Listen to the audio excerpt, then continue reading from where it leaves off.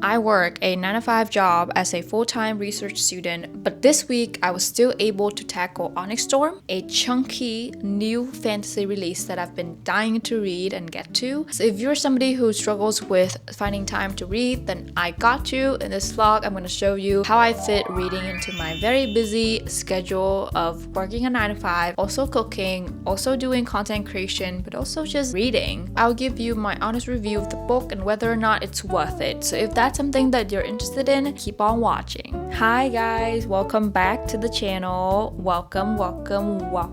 My name is Caroline and I am a full-time research student, but also somebody who loves reading and loves books. So my entire personality trait is trying to fit reading and content creation into my very busy and hectic schedule. So if that's something that sounds right up your alley, then give me a follow, give me a subscribe, and give me a like. This week we'll be reading Onyx Storm. I'm waiting for the paperback physical copy of Onyx Storm from my library. In the meantime, while we're waiting, I don't know if we're gonna get it in this vlog or it's gonna come after I finish this vlog, but it's fine. I have a digital copy on my e-reader. I will be reading from there. My goal is to try to read in between my meetings, in between my lunch breaks, but also before bed because that's when I have the most time and the most zen to read. So let's see how far I get.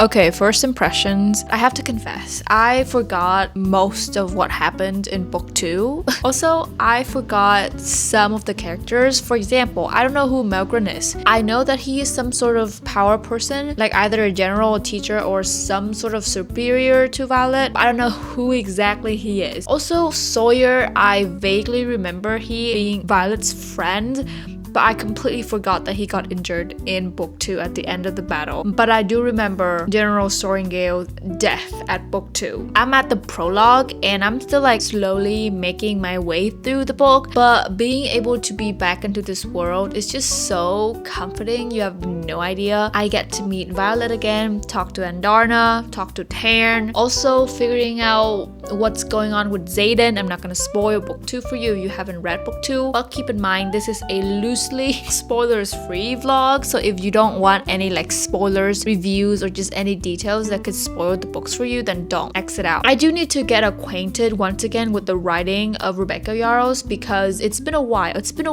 since I read Iron Flame. This is just my little check-in, but on that note, that's how I read, with like research going on, different errands going on in my life being a full-time research student. The biggest advice that I have for you is to always have a book with you, either a physical copy of Onyx Storm or an e-reader, which in my case a books reader. If you're thinking of buying a digital reader, I would recommend getting a books instead of a Kindle. I just feel like it's like so much worth the price and the money compared to a Kindle, and also it has color for like a fraction of the price. Anyway, always have a book with you to make sure that whenever you have 5 minutes, 10 minutes in between, you know, whip out a book or whip out your e-reader and read for 5 to 10 minutes. It doesn't have to be like a crazy long chapter or whatever. Just read at your own pace, but making sure that you utilize every single lunch break, every single break in between meeting, or every single like commute to work, for example. In my personal opinion, my outfit is not complete without a book. So a book is part of my accessory and part of my outfit. So have that mindset for yourself as well, and make sure that whenever you head out the house, make sure you have a book with you so that every single time that you have a 5 minutes, 10 minutes break, whip it out. And that's how I'm able to complete 2 books per week as a full-time research student. Okay guys, initial thoughts. I am on chapter 3 of Onyx Storms and I thought I would give you a bit of a reading update. I noticed that this book, the side characters have more of a character development and just like more depth to them compared to like the first 2 books, which I love. Even though it's only like 3 chapters in, we have seen like Rydok, we have seen Sawyer, we have seen Rhiannon, we have seen like Gaddy, all of the side characters that normally wouldn't have appeared or wouldn't have played much of a role except for in the action scenes. Garrick is just like so hilarious. When Xaden and Violet, this is their first time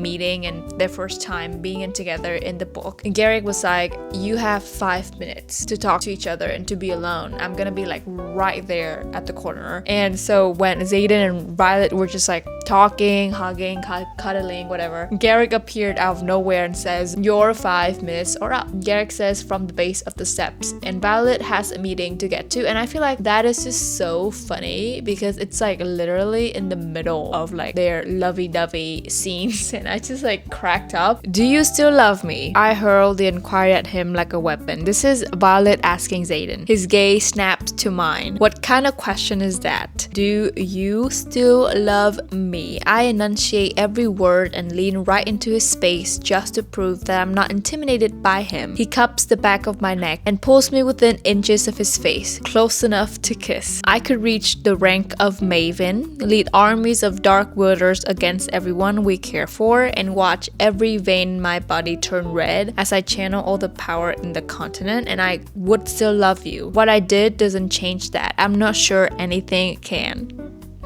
That's just like so cringy, but I love it. I love it. I'm having so much fun. But I did notice that there are some spots. The writing sometimes did not make sense. What does it mean if it says anxiety ties a pretty little bow around my throat and tugs? What does that even mean? That literally and figuratively does not make sense. It just rubs me the wrong way. You know what I mean? Like there could have been another way to describe anxiety. I don't know where the bow analogy and the bow metaphor is doing here. Okay, another thing that I really don't understand is when Violet asked Tairn that if he's down with her going to find a cure for Xaden, and he's like, I fly without warming my wings in preparation for carrying heavier weights for longer distances. What does that have to do with answering the question that Violet asked? I have no idea what that means and whether or not he agrees or disagrees with her mission. Sometimes her characters and her personalities just like strike me as odd and unusual. I mean, it's okay. You don't have to be a people pleaser, but still like make that make sense. That's my initial thought. So far going so good, and I'm really enjoying Basquiat College and meeting my fellow writers once again. Can I say something real quick? The female characters in this book are so badass, especially Professor De Vera. The Griffin riders and the cadets, so dragon riders, they're having a sort of conflict because they have been each other's worst enemies for like centuries. So now they have to both be at Navarre and study at Basquiat. They're kind of like not tolerating each other very well. You know, especially the Dragon Riders, they have such a deep hatred towards the Griffin Riders that they're causing a scene, they're making a scene, they're trying to challenge each other, they're trying to kill each other. And so Professor De Vera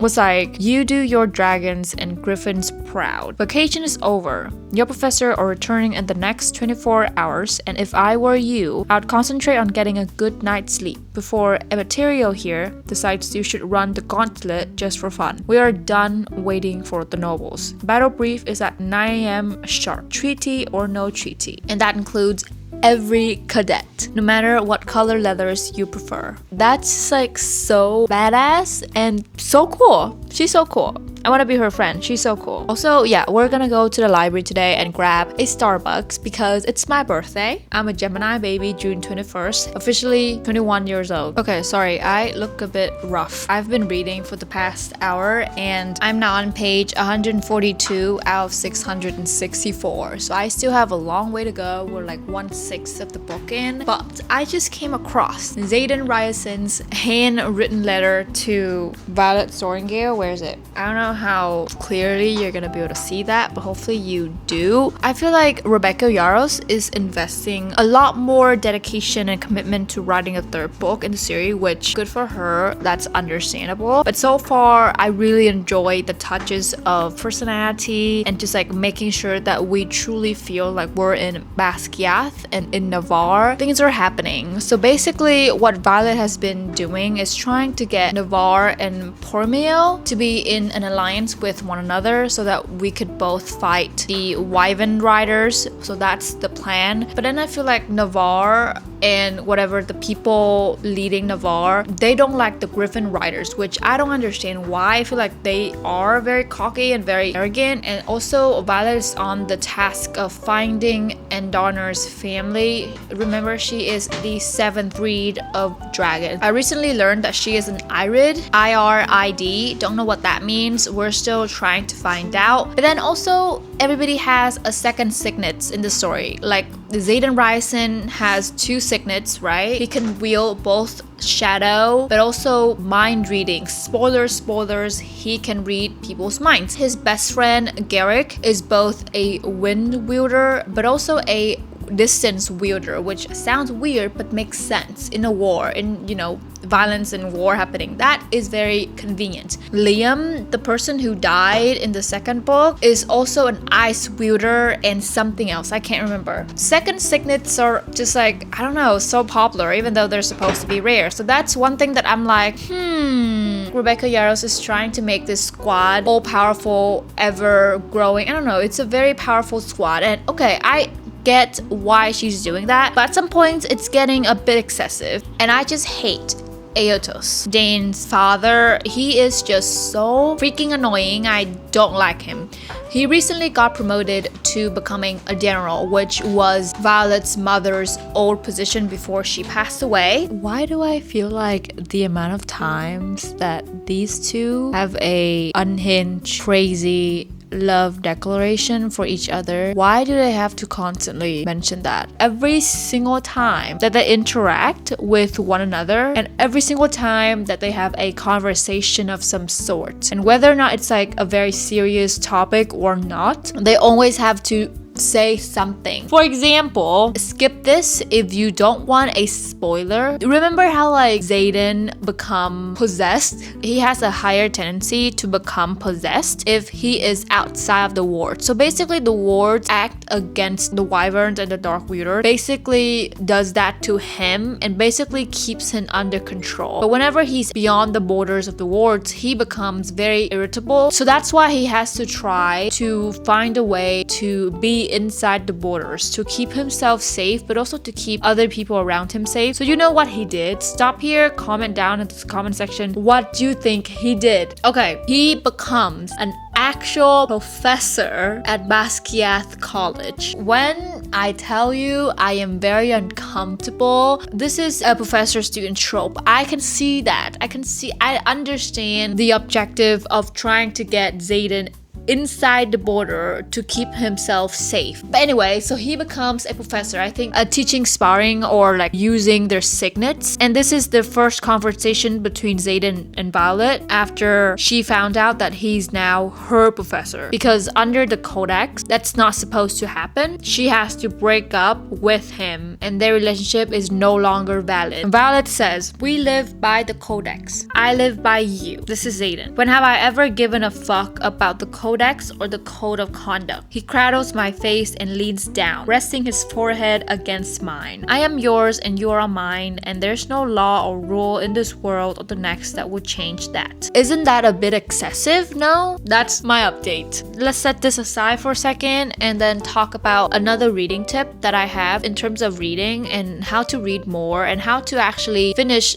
this chunky of a book or whatever book that's like a very big book while you're having a full-time job. Is that trying to set a timer for yourself, or at least time blocking your day so that you have a specific hour or specific time frame where you will be dedicating solely to reading. For me, that is whenever before bed, because that's when I have the most free time. I am a full-time student, so it's very hard to read dedicatedly and committedly throughout the day. I do read in between my breaks and stuff, but it's not the same as when you sit down, you dedicate an hour and a half to just reading. That means no phone, no distraction, no assignments, no thinking of tomorrow. Just read and be immersed in the world of reading. So that's something that I have, and you have to be very disciplined with yourself with this. It doesn't have to be before bed, and it doesn't have to be something that's like physically at your bed. You can like read dedicatedly on your commute to work or at your lunch break. That works as well, but make sure that you have that hour or that hour and a half where you don't scroll on your phone, you don't think about anything else except reading. That really helps. Whenever that time comes, I am busy. And then another tip that I have is in terms of mindsets, because I feel like some people treat reading as something that is a side hobby and not an actual hobby. Also, don't prioritize reading that much. So if you're somebody who's been wanting to get back into reading, but then you don't validate or at least value reading as much, like a very serious thing to do that's worth being part of your life and your day-to-day routine, then I don't think you're gonna be able to read, especially with a full-time job. The mindset shift that I would recommend is valuing reading as much as you would with, for example, eating or sleeping or watching a movie. Whenever you set boundaries for yourself, you make sure that you value reading, you will automatically find time for it. That's like my number one thing. So if you're not reading enough and you have been wanting to get back into reading, maybe what you need to do is change your mindset. Instead of trying to like force yourself or trying to feel like that's a chore, keeping a very serious mindset and very disciplined, and maybe set a boundary also around reading as well. In that hour, everyone around me knows that time is my time. I am busy and booked. So that's something that I recommend to new readers or people who want to get back into reading but with a full-time job to the point that they feel like they cannot read. I feel like even if you're tired, even if you're exhausted after a day of working and full-time corporate job, you still find time to scroll on your phone. Instead of scrolling on your phone, make that your reading time, and then you're not going to be complaining that you are not reading enough. Okay, an update. Violet and Zayden and their squad are on their mission of finding Endor and his family and the 7th breed of dragon. Violet has been relying a lot on her father's research before he died. I can tell from the way that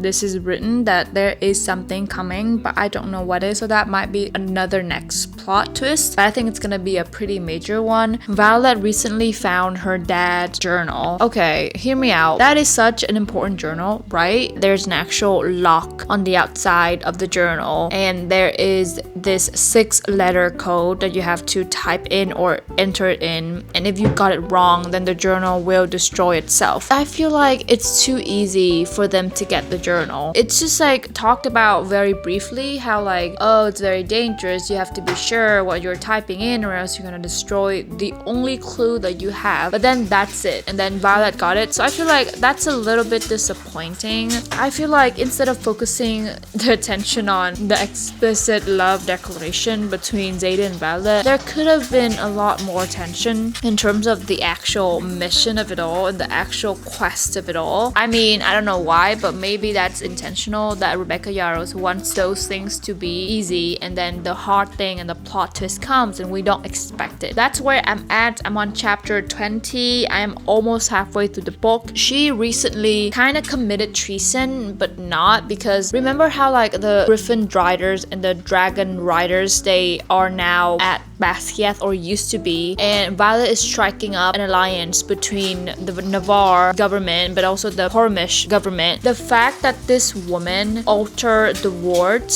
so that the Griffin Riders can also wield magic, so that technically they are a cadet, because the only difference between the Dragon Riders and the Griffin Riders is that Griffin Riders, they cannot wield magic, or at least up until this point, and after that, why has nobody never thought about that before, and why is it that Violet is the person who figured it out? And I feel like that's just too easy. And also the fact that they ask ask Sawyer because he's a metal wielder, and apparently the wards is made up of mostly metal, so the fact that he could wield metal means that he could technically alter the wards, and because he can alter the metal that's in the wards, the fact that he's a third year metal wielder with no actual experience and he can wield the wards, it's too easy. You know what I mean? Because there are obviously other metal wielders who are more experienced than him, but why has nobody thought about that before? Not as satisfying as I thought, but that's the update. The next reading tip that is my absolute favorite is to try to change up your environment. Sometimes when you're having a reading slump or just not in the mood to read, it maybe is because of your surroundings. So whenever I feel like I need to get out or I need to change up my scenery and environment, I go for a walk. I go to my local Starbucks, grab coffee, grab a matcha, and then head to the library. Whenever I feel like I cannot read or I'm not in the mood of reading, I instantly go to the library because the library just gives me so much inspiration. It automatically makes you want to sit down and read because I am surrounded by people who read. And also looking at books is my absolute favorite things in the world. Looking at the newest releases, looking at the staff picks, looking at just like books makes me so happy. And sometimes I also just sit there in the library, drink my coffee, drink my matcha, and just read the world away. And I suggest, maybe consider switching out your environment. You can do complete makeover of your bookshelf tour, change up your reading space, buy a new reading lamp, for example. Midway check-in. I am halfway through the book, and so far I have some thoughts, a bit of an update. So Violet and her squad have arrived at this island where she is to find the last tomes and the last volumes of her father's journals, and she realized that the writers are not necessarily welcomed at this island. They're being insulted, they're being called names, but essentially they found her father's journal, which in my opinion is still a bit too easy. They only had to put up a fight, and then the woman realizes that Violet is her father's daughter and she got the journal. The other thing is that she is trying to negotiate with the king of that island to make sure that she has access to their different villages, their forests, so that she could find Andarner's family. I feel like this is a bit more exciting because the king of the island is putting up more of a fight, but also accompanying their squad. There's this one person, his name is Prince Holden. This Prince Holden, he is such an asshole. I don't like him. He apparently used to be Violet's ex,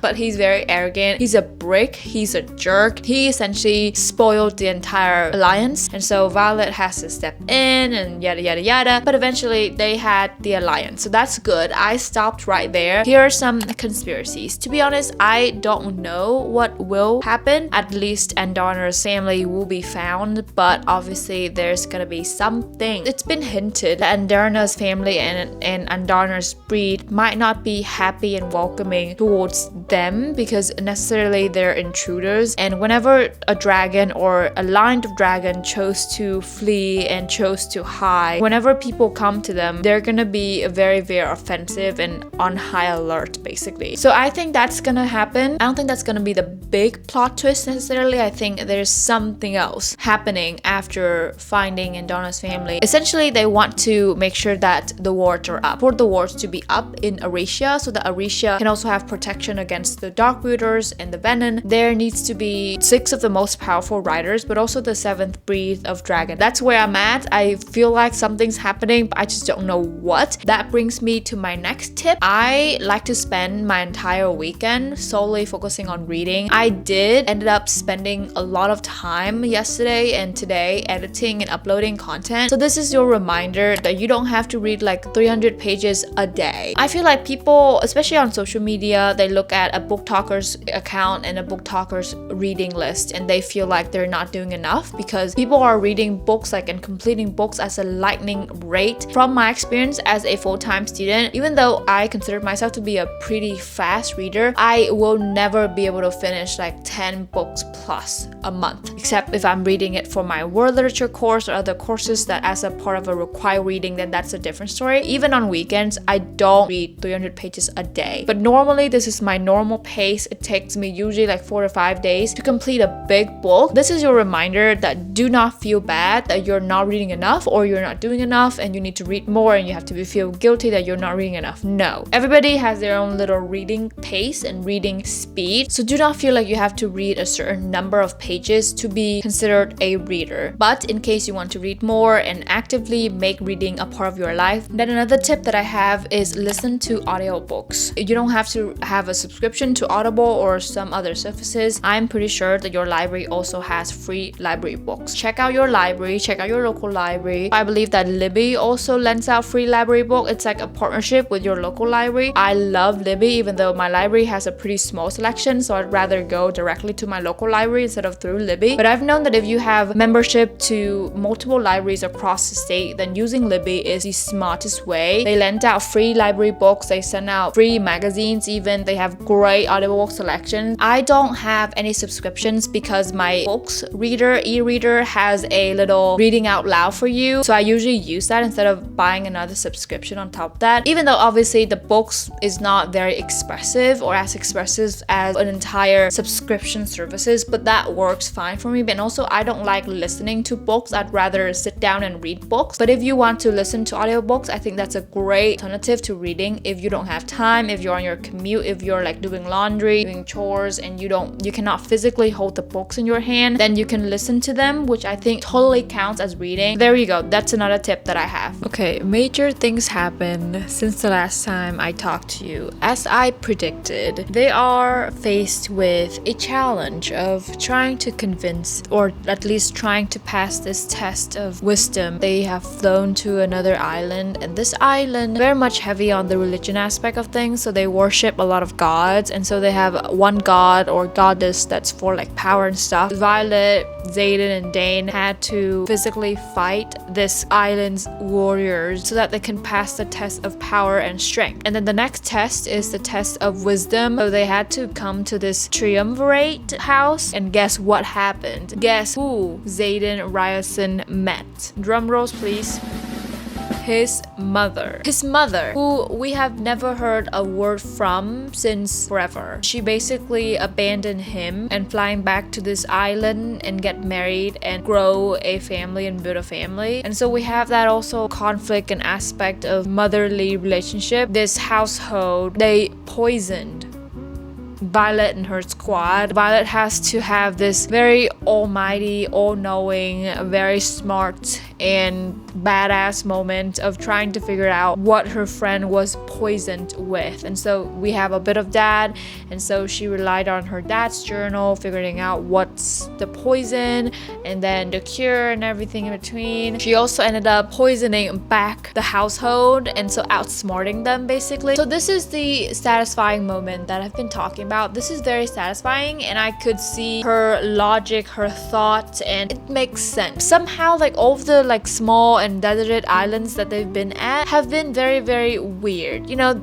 they either hated them or the islands tried to kill Violet and her squad. That's something that's been going on. Really, really, really enjoying it. Guys, listen to this. The dragon before me inhales, then draws back, giving me a full view of pointed teeth before they tilt their head and narrow their golden eyes. And Darna rustles from her sleep. Motion at the edges of my vision makes me glance in both directions, then stare. 6 dragons of varying scale tones filled the beach, and all of them rival the size of Segale. Their massive claws dig into the sand as they lower their heads one by one. My breath falters. We did not find the irids. They found us. The one directly in front of us flares their nostrils, and a sound like a slide whistle fills my head, pitching from low to painfully high in less than a heartbeat. Hello, human.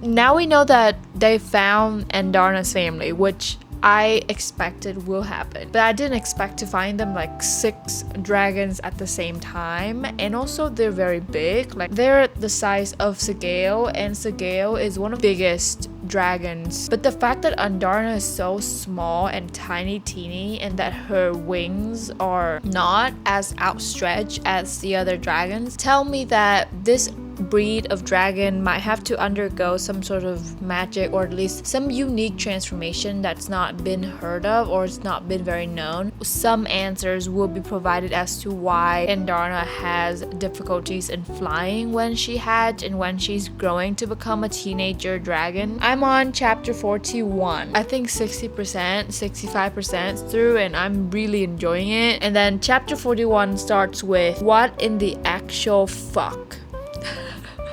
I'm in for the treat.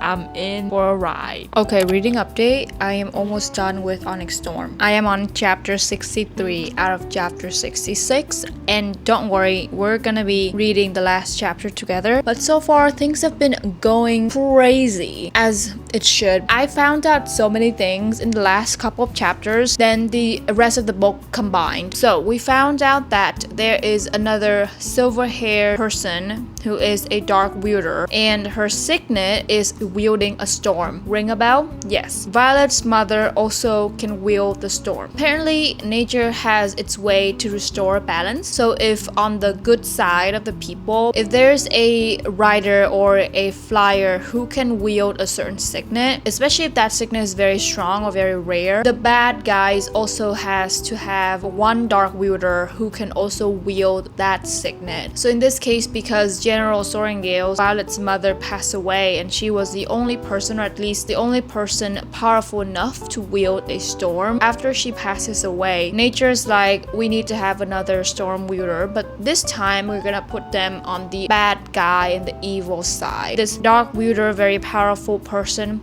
her name is Theophany. She went after Violet like she is obsessed with Violet. Violet's being hunted down once again. Another thing, do you remember how I told you about like Violet and her squad found Andarna's family? Andarna's family, they rejected her. They said that because she's been around of these evil people for so long, she's turned completely violent, and that's not the entire point of the power, whatever that is. But basically, they're pacifists, so they like peace, and they preach peace and diplomacy, which as they should, but turns out some of the Irids actually showed up to fire the wards. So now that we have wards in Aricia, so that's settled. But apparently they also asked Andarna to come back home with them so that they can actually and properly train her to become an actual Irid. So Andarna rejected Violet, or I should say Andarna left. So that's gonna be something I think of revealing and unfolding in book 4. So that's something I think Andarna's will come back. On that note, Andarna gave Violet a second signet. So she is a dream walker. So she basically can hop onto your head and interject your dream. If you're having a nightmare, she will know. And basically that's very, very powerful, because that's another form of mind reading, but not technically mind reading, because you're not mind reading, you're just like reading people's dreams, but their dreams can also tell something about their deepest and truest fears. So that's something that I'm still figuring out where I'm standing with that, and I think that's gonna be something that she will learn to control in book 4 and book 5. Daddy Ryerson, he's still turning to become a dark wielder, but he's apparently keeping it under control, so that's good. Sawyer, the one who got injured in the leg, now is able to ride a dragon again, so he's able to fly and fight. Lots of things happen apparently in the last couple of chapters. Okay, we have arrived at chapter 66, and the chapter text says, while cadets are strongly encouraged not to form romantic attachments while studying in the quadrant, lieutenants are permitted to marry whomever they choose upon graduation. Article 5, Section 7, the Dragon Riders Codex. Here we go. A gravel in the courtyard?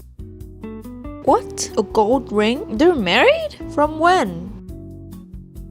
Xaden apparently sent a note to Violet saying, don't look for me, it's yours now. What is? That means that technically she's now the wife to the Duke of Tyrrendor. That means that she rules Tyrrendor now if he's gone. I have a feeling that Xaden has come to where the wyverns and the venom are. It's alluded that the sage has something that he wanted. Violet asked Imogen to do something. I don't know what that thing is. So yeah, there we go. I'm done. And I don't know how to feel. Apparently also Andarna's back. It's a bit sooner than I thought, but it's fine. You know what my conspiracy are? Andarna will learn how to have a rider because you know how like she's very weak and she could not let Violet ride her? I think in book 4 that's happening because Tairn apparently from the battle very much injured, and so he now has to go into a deep sleep recovery type of stage, and I think that's gonna be for a while. So in the meantime, Andarna and Violet has to work together, which is something to be expected. I think Violet and Xaden will at least have a break period where they are not seeing each other. Violet will hunt Xaden down and try to find him. Xaden, I think what he's doing is that he's at least kind of infiltrating the Darkweeders headquarters and then learn their ways to doing stuff possibly. Now that we know that there's no cure, or there's no cure that's have been reported to revert the process of turning Darkweeders, maybe they know. The actual people who are Darkweeders, they know. We learned that another person has such a cool signet being manifested, which is Eric. So Eric is the third son to the king of Navarre, and recently he's manifested a signet, and basically he could control the future in a sense. He's not only able to see the future, he's able to intervene with the future, which is what he did. So that's something that we will learn. And what I appreciated about this book is that we have more POVs from other people in the story and other characters, and I think it adds such another depth to the story. I don't know if this is true, but it's hinted that Imogen also maybe has a second signet and she breathes fire, whatever that is. I don't know, it's very vague. I would say this is more of a 3.5 3.75 star. It is very good, but like I mentioned, the first half of the book was a bit disappointing. The pacing only picks up after the second half, and it's very satisfying in the second half of the book. And Rebecca Yarros has been able to pack so much events and so many things into one book. And I know this is a big fantasy book, but still, that's pretty impressive. I think it's definitely worth checking it out as a series. I think this is definitely better than Fourth Wing and Iron Flame. This is her best work yet. I'm very much satisfied with Onyx Storm. However, the ending is not much of a cliffhanger as I was expecting. So there we go. That's how I was able to read Onyx Storm with a 9-to-5 job and a 9-to-5 schedule. This is your reminder that you don't have to spend the entire weekend off or block off your entire day just to dedicate to reading. Sometimes like 10-15 minutes a day of reading can really build up, and hopefully you found my tips helpful in terms of reading such a big high fantasy book like Onyx Storm. Hopefully you'll be able to implement some of those tips into your reading routine. Let me know down in the comment section what is your current read, and if you want me to do more reading vlogs like this. I'll see you very soon with another episode, and until then, happy reading!